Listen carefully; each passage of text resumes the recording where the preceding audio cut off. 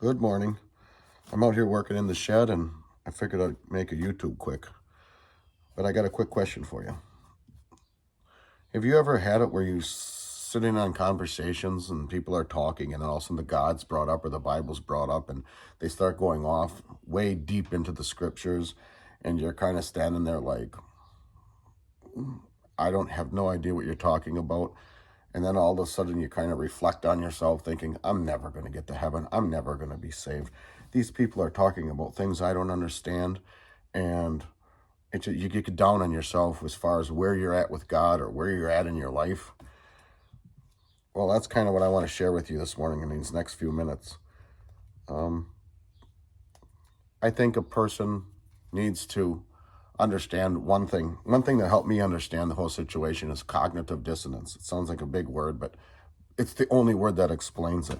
So cognitive dissonance is something, the word is cognitive, something mental, and dissonance, opposing. And I'm just using my own words to make it easy to understand. It's when you're mentally opposing two different ideas. Let me give you an example of what that means, and let me use today's topic for that example. So anyways, you have a person, a lady, we'll just say this is a lady, whatever, wants to, just thinking one day and she's maybe listening to the radio, the Christian program, or here's a preacher or whatever, trips her trigger, and she says, you know what, I think I want to learn more about this God and this Bible thing. So she goes and buys herself a Bible and she starts reading it and she's like, wow, this is interesting. And she starts talking to God, whether she's driving down the road or whether she's sitting by her bedside at nighttime or whatever. And she starts to get these revelations and God starts to work in her heart and it starts to stir up. And she's like, wow, this is amazing. This is great. And she just comes into a whole new way of looking at things because she's going to follow Christ. Things are starting to make sense. She can read her Bible. And as she's reading her Bible, she feels good.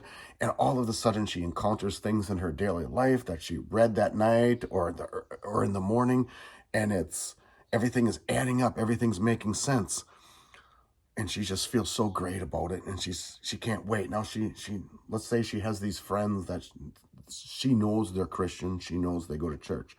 So what does she want to do? She wants to call them, come over for coffee and tea. I want to share with you what God has shared with me. He saved me, and her friend is all happy, and oh well, yeah, let's get together and have some coffee or some tea.